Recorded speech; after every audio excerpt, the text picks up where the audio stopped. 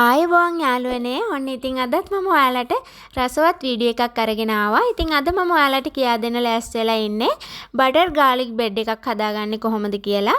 ඉතින් හරිම සිනිදුවට, හරිම මෘදුවට, සොෆ්ට් එකට මේ පාන් එක හදාගන්නේ කොහොමද කියලා මම ඔයාලට අද කියලා දෙන්නම්. ඉතින් මේ පාන් සුදු ලුණු වැඩිපුර දාලා හදන මේ පාන් වර්ගය ගොඩක් වෙලාවට අපි ආහාරයට එකතු කරගන්නේ කෑමට ගන්නේ සුප් වර්ග එක්ක. ඉතින් සුප් වර්ග එක්ක විතරක් නෙවෙයි උණු කිරි තේ එකක් කිරි කෝපි එකක් එක්ක උනත් රස විඳින්න පුළුවන්. මේ පාන් එක හදාගන්න අවශ්‍ය කරන්නේ මොනවද කියලා අපි මුලින්ම බලමු. ඉතින් මම මෙතන අරගෙන තිනවා පිටි ග්‍රෑම් 300ක්. පිටි ග්‍රෑම් 300ට සීනි මේස හැඳි 2යි, ලොකු බිත්තර 1යි, ඊස්ට් ග්‍රෑම් 7යි, තේ හැඳි වලින් නම් 2යි, ඒ වගේම බටර් මේස හැඳි 2යි, ග්‍රෑම් වලින් නම් 50යි. ලුණු තේ හැන්දකට පොඩ්ඩක් අඩුවෙන් අරගන්න. ඒ වගේම මෙතන මම අරගෙන තියෙනවා කිරි මිලිලීටර 150ක්. ඉතින් ඔයාලට වතුරෙන් උනත් මේක අනා ගන්න පුළුවන්. පාන් එකේ ගොඩාක් මෘදු ගතිය වැඩිපුර එකතු කරගන්න කිරි වලින් පුළුවන්. ඉතින් පුළුවන් නම් කිරි වලින් අනාගෙන හදන්න. නැත්නම් වතුර වලින් උනත් කමක් නැහැ. මේ කිරි මම අරගෙන තින්නේ මද රස්නෙන්. ඔයාලා ඊස් ටික මුලින්ම මේ කිරි එකට දාලා දිය කරගන්න ඕනේ. සීනි තේ හැන්දකුත් ඒකට එකතු කරගන්න. මේ ටික හොඳට දිය කරලා විනාඩි 5ක් විතර අපි වහලා තියන්න ඕනේ. ඊස් ටික හොඳ ක්‍රියාකාරී තත්ත්වයේ තියනවාද කියලා දැනගන්න. ඉතින් ඔයාලා එකපාරට මේ කිරි ඔක්කොම ඊස් දාලා දිය කරගන්න එපා. පුළුවන් නම් කිරි මේ භාගයකට වගේ ඊස් ටික දාලා දිය කරලා අරගෙන අනා ගන්න ඩෝ එකට එකතු කරගන්න.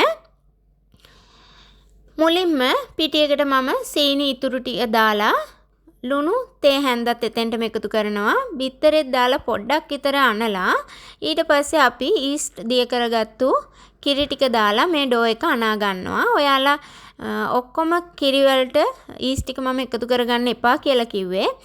සමහර විට ඔයාලට කිරි ප්‍රමාණය වැඩි වෙන්න පුළුවන්, අඩු වෙන්න පුළුවන්. ඒක ඔයාලා ගන්න පිටිවල හැටියට වෙනස් වෙනවා. ඉතින් කිරි වැඩි වුණොත් එහෙම ඔයාලට තව පිටි එකතු කරගන්න වෙනවා ඩෝ එක අනද්දී. ඉතින් මම අද ගන්න තැටියේ සයිස් එකේ හැටියට නම් පිටි ග්‍රෑම් 300 තමා ප්‍රමාණය. ඊට වඩා පිටි වැඩි වුණොත් ඒ ට්‍රේ එකට ඒ ප්‍රමාණය අල්ලන්නේ නැහැ. ඉතින් ඔයාලා ගන්න ට්‍රේ එකේ ප්‍රමාණය හැටියට පුච්ච ගන්න තැටියේ ප්‍රමාණය හැටියට ඔයාලට පුළුවන් ඩෝ එක අනා ගන්න. ඉතින් පොඩ්ඩක් විතර දිය ගතිය තිබුණොත් එහෙම පිටි චූට්ටක් වගේ එකතු කරලා අනා ගන්න පුළුවන්. ගොඩක් පිටි වැඩි කරගන්න එපා. මේ ටික හොඳට කලවම් කරලා අනාගත්තට පස්සේ තමයි බටර් ටික එකතු කරලා අනාගන්නේ. දැන් බටර් ටික එකතු කරලා අත් ගහ ගන්නවා. මම මේසයක් උඩට හරි ලෑල්ලක් උඩට හරි ඔයාලා අරගෙන මේක දැන් අත් ගහ ගන්න ඕනේ විනාඩි 10ක් විතර. මේ හොඳට මෘදු මෝලියක් එනකන් පිටි ඩෝ එක හොඳ මෘදු සොෆ්ට් ගතියට හැදෙනකන් මේක අපි චුට්ටක් අත් ගහ ගන්න ඕනේ. ඉතින් පොඩ්ඩක් විතර මේ ඩෝ එක ඇලෙන ගතිය තිබුණට කමක් නැහැ. නමුත් අතේ ඇලෙන්නේ නැති තරමට මේක තියෙන්න ඕනේ. පොඩ්ඩක් විතර නිකන් ඇලෙන ගතියට තිබුණට කමක් නැහැ. ඊට පස්සේ දැන් අපි මේක නැවතත් බෝල් එක ඇතුලකින් තියලා උඩින් පිටි ටිකක් ඉහලා වේලෙන එක වලක්වන්න. ඉටි කොලයකිනුත් වහලා මේක පැයක් එකහමාරක් වගේ තියාගන්න. පැය දෙකක් වගේ යනකොට අනිවාර්යයෙන්ම පිපෙනවා. ඉතින් මේ ඩෝ එක දෙගුණයක් වගේ පිපෙන තරමට තමයි අපි තියාගන්න ඕනේ. ඒක පිපෙන්න තියලා මම දැන් ලෑස්ති වෙන්නේ බටර් ගාර්ලික් සෝස් එක හදාගන්න. ඒකට මම බටර් මේස හැඳි 4ක විතර ප්‍රමාණයක් අරන් තියනවා. ග්‍රෑම් වලින් නම් බටර් ග්‍රෑම් 100ක් විතර වගේ. ඒකට සුදු ලුණු බික් 4ක් 5ක් වගේ චොප් කරලා අරගෙන එකතු කරගන්නවා. මේස හැඳි 2ක විතර ප්‍රමාණයක්. ලුණු කොලත් ඒ ප්‍රමාණයට තමයි චොප් කරගත්තු ලුණු කොල මේස හැඳි 2ක් විතර එකතු කරගන්නවා. මී පැණි මේස හැන්දක් එකතු කරගන්නවා. මී පැණි අත්‍යවශ්‍ය නැහැ. ඔයාලට තියෙනවා නම් එකතු කරගන්න. මී පැණි වලිනුත් ගොඩක් සොෆ්ට් ගතියට පාන් එක හදා ගන්න පුළුවන්. ඉතින් මී පැණි නැතුණත් ප්‍රශ්නයක් නැහැ. දැන් මේ ටික හොඳට කලවම් කරගන්න ඕනේ. ඉතින් ඔයාලා ගන්න බටර් ටික බටර් හෝ මාගරින් මේකට පාවිච්චි කරන්න පුළුවන්. ටිකක් වේල පහෙන් එළියෙන් තියලා තියන්න බටර් එකේ තද ගතිය නැතුව යන්නේ. එතකොට ඔයාලට ලේසියෙන්ම මේක කලවම් කරගන්න පුළුවන්. ඊට පස්සේ දැන් මේ පිටි ඩෝ එක හොඳට පිපුණාට පස්සේ මම අතේ තෙල් චුට්ටක් ගාලා අරගෙන මේ පිටි එක බෝල් එකෙන් එළියට අරගන්නවා. දැන් අපි මේක කොටු හැඩේ හිටින විදිහට හොඳට තුනී කරගන්න ඕනේ.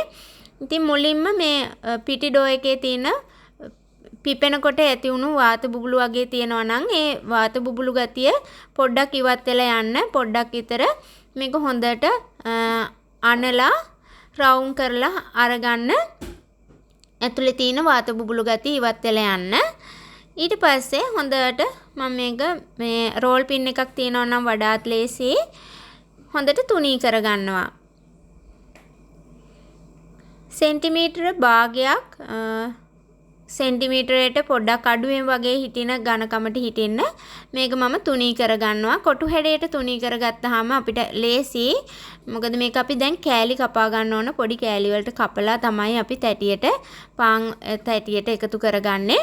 ඉතින් ඒ නිසා ඔයාලට මේක කොටු හැඩයට හිටින්න තුනී කරගත්තාම කෑලි කපා ගන්න ලේසි. ඉතින් අපිත් එක්ක අලුතෙන් එකතු වෙන යාළුවෙක් නම් ආදරයෙන් ආරාධනා කරනවා අපේ channel එක subscribe කරලා bell icon එකත් click කරලා තියාගන්න කියලා. එතකොට අපි එකතු කරන වීඩියෝස් ඔයාලට ඉක්මනින්ම බලා ගන්න පුළුවන්. ඉතින් මෙන්න මේ විදිහට මම roll pin එකකින් තුනී කරලා අතින් පොඩ්ඩක් කොටු හැඩය හදා ගන්නවා. මේ විදිහට කොටු හැඩයට හදාගෙන අපි හදාගත්තු butter garlic sauce එක මේකට ඇප්ලයි කරගන්නවා. උඩට තුනී කරගන්න මේ බටර් සෝස් එක. ඔයාලට කැමති නම් චීස් ටිකක් එකතු කරගන්න පුළුවන්. චීස් අත්‍යවශ්‍ය නැහැ. චීස් ටිකක් එකතු කරගත්තාම වැඩි රසයක් එකතු කරගන්න පුළුවන්. චීස් නැති වුණත් කමක් නැහැ. මේ වගේ චීස් ටිකක් උඩින් ඉහලා මම මෙන්න මේ විදිහට මේ ටික කෑලි කපා ගන්නවා.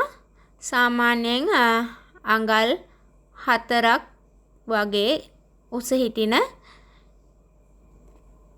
කෑලි වලට තමයි මම කපා ගන්නෙ.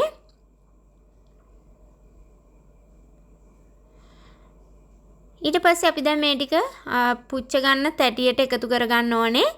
මම අරගත්තු තැටියේ size එක මම නැවත ඔයාලට මතක් කරන්නම්.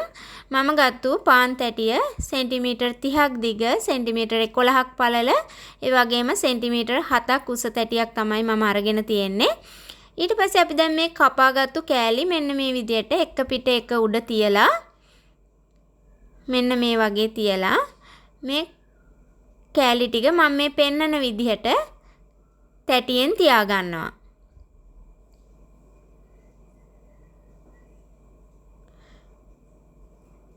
මේ කෑලි ටික ඔක්කොම මේ විදිහට තැටියට එකතු කරගන්න.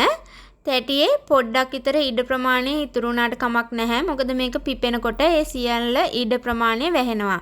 ඉතින් මේ අනිවාර්යයෙන්ම මේ තැටිය උසට වඩා සෙන්ටිමීටර් 2ක් හෝ 3ක් පල්ලෙහාට වෙන්න තමයි මේ කෑලි අපි කපලා තියෙන කෑලි ටික හිටින්න ඕනේ.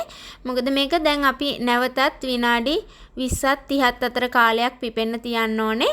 ඒ තියනකොට මේක පිපිලා උඩට එන්න තැටියේ ඉඩ ප්‍රමාණය තියන්න ඕනේ. ඒ නිසා මේ තැටියට කෑලි එකතු කරගන්නකොට සෙන්ටිමීටර් 2ක් 3ක් වගේ ඉඩ ප්‍රමාණයක් ඉතුරු කරලා තියන්න.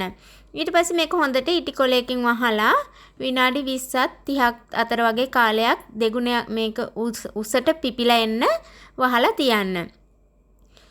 මේක හොඳට පිපුණාට පස්සේ මම මේක උඩට කිරි ටිකක් ගා ගන්නවා. ඔයාලට පුළුවන් බිත්තර කහමදයක් උනත් ගා ගන්න. මේ උඩ හොඳ රන්වන් පාට පැහැයක් එකතු කරගන්න තමයි උඩට කිරි හෝ බිත්තර කහමදයක් එකතු කරන්නේ.